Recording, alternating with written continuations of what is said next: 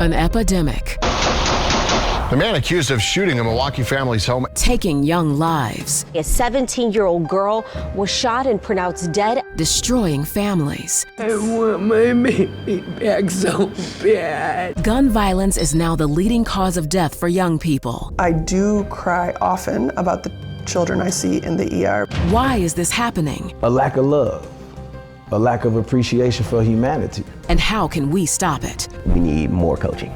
We need more presence and more people to start speaking the language. Tonight, we shed light on the harsh reality families face and introduce you to those working tirelessly to disrupt the violence. A lot of kids, they just want someone to believe in them. This is a TMJ4 News special report, Beyond the Bullet. Good evening. We're here at 33rd and Center, where 16-year-old Raul Rios was murdered. He was the 15th child to be shot and killed in the city of Milwaukee.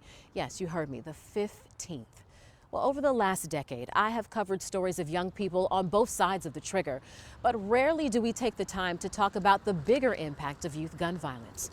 Over the next 30 minutes, we will talk to those on the front line. But tonight, we start with Raul's mother, who still calls her son's cell phone in hopes he gets the message.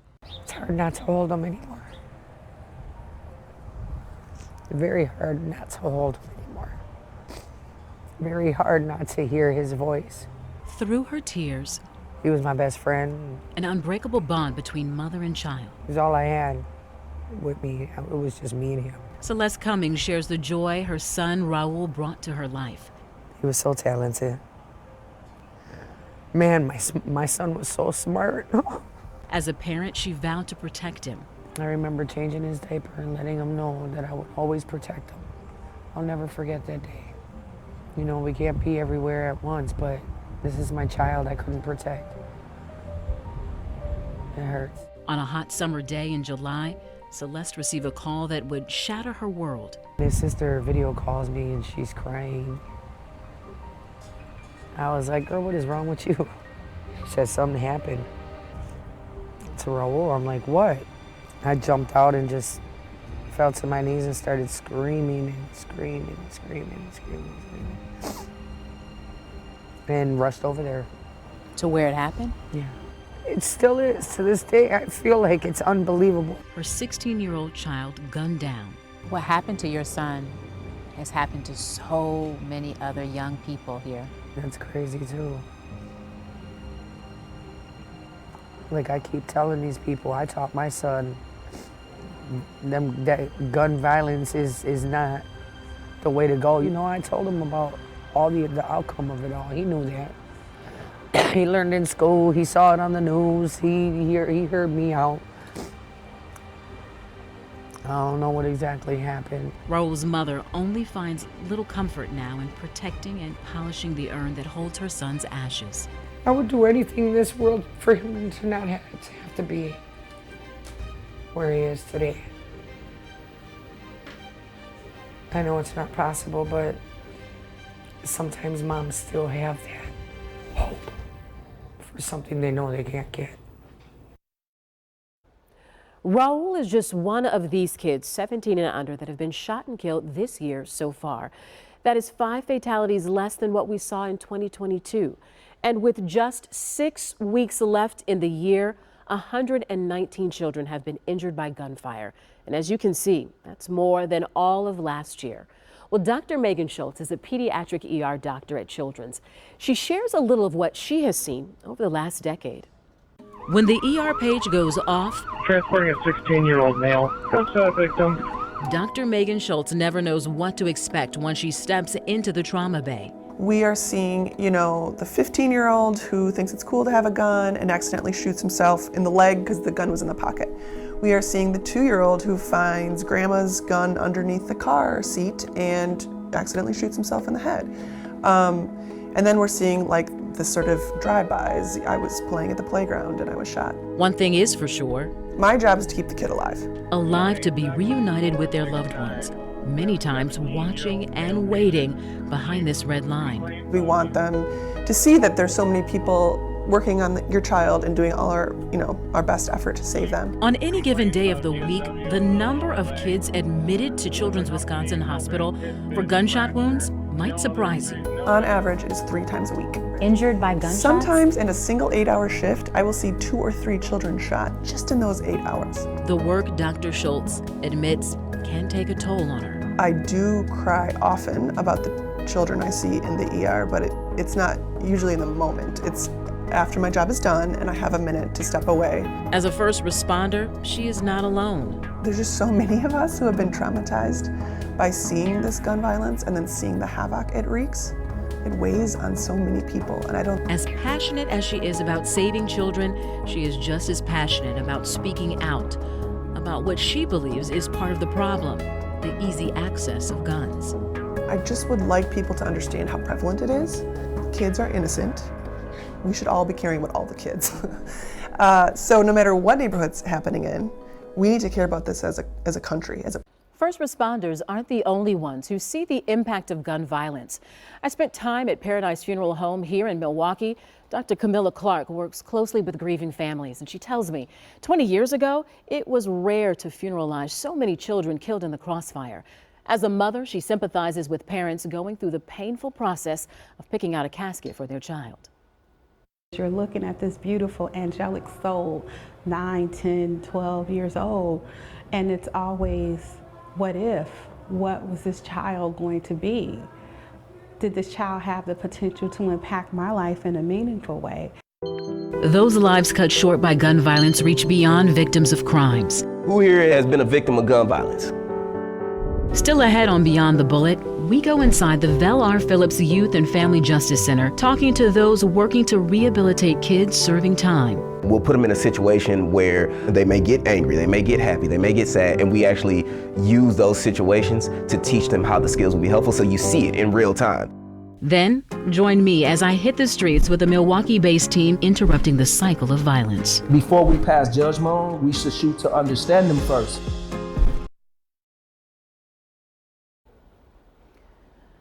When kids in Milwaukee get caught breaking the law, they're typically sent to the Youth Detention Center. I had the rare opportunity to talk with some of those teens serving time and learn about the resources helping them to turn their lives around. When I was on GP, I had a little anger issue, and I fight a lot. When you grew up in poverty and stuff like that, that's what's hard. A harsh reality from the voices of young boys caught in a cycle of trauma. Who here has been a victim of gun violence? Those impacts felt on both sides of the gun. When I got shot, it impacted me. Practicing that opposite action, absolutely. It's a positive impact Dramel Jordan tries to have on teens serving time inside the Vel R. Phillips Juvenile and Family Justice Center. These 24 boys are part of the Milwaukee County Accountability Program, or MCAP. It's a court-ordered alternative to jail for high-risk youth and those who violate the conditions of their supervision or are repeat offenders. Who here has ever felt anger or felt confused when somebody didn't understand what they were thinking? On this day, Dramel goes over the weekly dialectical behavior therapy lesson.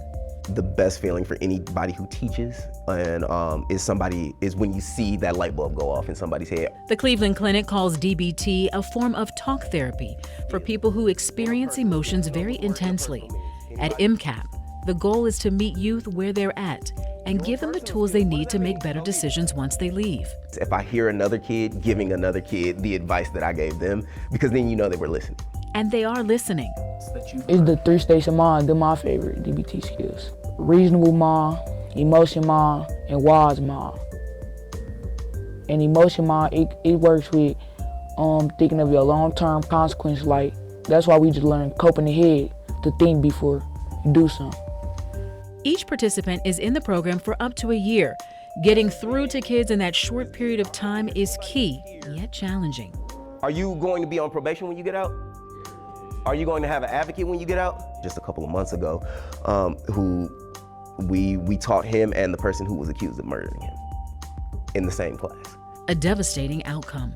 Just because a lot of times what we get is, well, JJ, what do I do when the gun's in my face?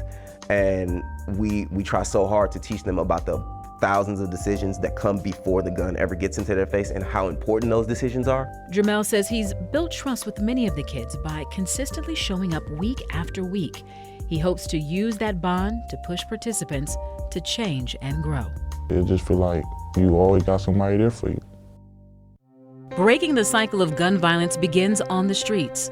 We just trying to make a connection with the community. Coming up on Beyond the Bullet, the Milwaukee team dedicated to stopping kids before it's too late. Just seeing a lot of mad young women and young men that don't know how to filter it. Then inspiration after incarceration, the Milwaukee man taking kids under his wing so that they don't make the same mistakes he did. My purpose is to help the kids, to prevent them from going down the path that leads them to, one or two places, the penitentiary or the graveyard. Tackling gun violence starts on the streets. I went out with 414 Life, a Milwaukee-based group, to see how they're reaching those before a situation spirals out of control. Hear that music? And the beat goes on. Past mistakes in his youth and a passion to stop the violence upon the communities he once wreaked havoc on has given James Compton Price purpose. We're a ceasefire group. We're a group of guys that's been directly impacted by the system. We coming back, man, trying to pour back into our communities, man. His lived experience grants him and his street team members the street cred they need to be effective violence interrupters. Anytime you're in the community, do you feel like more and more people are getting used to seeing you or at least trusting you? Both. So we stick to a lot of the same neighborhoods, and we already have our information out there. So they know who we are when we come on the scene with the orange shirts. Compton believes building trust and visibility in vulnerable neighborhoods with the highest rate of gun violence is an important part of reducing violent crime. The 414 Life Street Team observes crime scenes and de-escalates situations while police investigate. They also show up at the hospital while doctors work to save lives. We're on call. I might get a call from Nate, or I might get a call from T. Hey, we got a mediation. Hey, it was a shooting over here. Each team member has hours of training in conflict resolution and mediation. Some days, it'd be smooth, and then some days you'll catch yourself to responding to like 3 shootings. When they aren't on the streets, there's plenty of work to do at the 414 Life's Northside headquarters. If there's more information to come out on this, like I say, I'll talk to the sisters in the hospital. Compton checks in with his supervisor, Lynn Lewis. How do you measure impact? We see the data, the data talks, but there's also that other side of seeing your hospital responders or seeing your outreach workers and your violent interrupters doing those mediations, sometimes 24 hours. That's the stuff you can't count. You can't, count with data, right? So we see the impact that they're having when they can circle back and people are, hey, 414 Life. Mary Full of Love has seen firsthand the impact 414 Life has had in her neighborhood. 414 we can reach out to talk to the gang members and everything, and they can reach them, so they have been a blessing. Citywide last year, there were 876 non-fatal shootings and 215 murders. 414 Life is just one of many organizations working to decrease these numbers through engagement and outreach. It can be a daunting task for a team of 15. All right, brother, it's a pleasure, man. I definitely got somebody to send your way. Oh, send them. Just send me a text. Just send me a text in your name, bro, and I'll get right back with you. But Compton and the 414 Life team are not deterred by the challenge if their commitment saves one more life. While 414 Life works to de-escalate the violence on the street, there are others who are using what they learned from past mistakes to deter the next generation from making the same.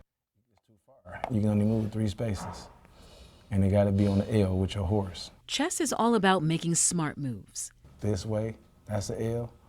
That way, that's an L. And Todd Jones is strategic about pieces on the board and life. But getting to this point wasn't easy. At 15, what made you pull the trigger? A lack of love, a lack of appreciation for humanity. In 1996, Todd was found guilty of first-degree reckless homicide. He spent his teens and most of his adult life in prison, a place where hope struggles to survive. In prison, we take ownership in this weird way of nothingness. So if you're treated like nothing, you begin to take ownership and believe that you're nothing. It took 25 years behind bars for him to realize his worth and have a new outlook on life. Today, are you remorseful? Yes, I'm incredibly remorseful. Now that you are out, you're an adult, what are you hoping to do with the life you have? With these youth, I want to prove to them that they can live instead of survive. What do you mean by that? Surviving is what we know. Surviving is what we see in the news. That's the consequence of survival. When we make that leap from survival to living, that's when we become selfless. Todd now works at Paradigm Shift, mentoring youth to keep them from going down the same path he did. So how do you build trust with young people? Doing right with your moments. Let them catch you being good. Let them observe you being the opposite of what they have grown to become familiar with and not trust. Consistently, right? Consistently. You can't take off. Because that one day you take off may be the day that they was vulnerable enough to open up to you. The nonprofit recently received county funds to work with at-risk youth. The goal is to stop youngsters from stepping before a judge, or worse, becoming repeat offenders.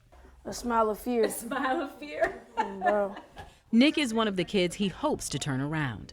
It's not that easy to talk to kids that look like me and talk about your parent not being around.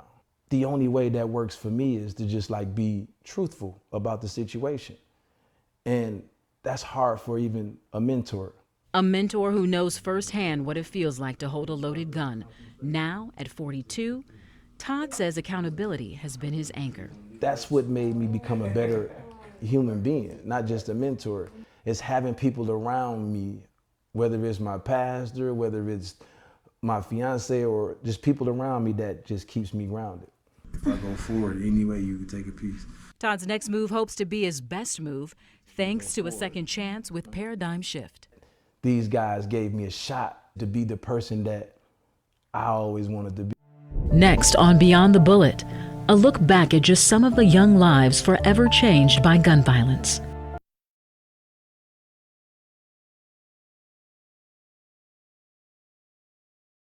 Tonight, we introduced you to a grieving mother, a doctor, and those working to rehabilitate our youth.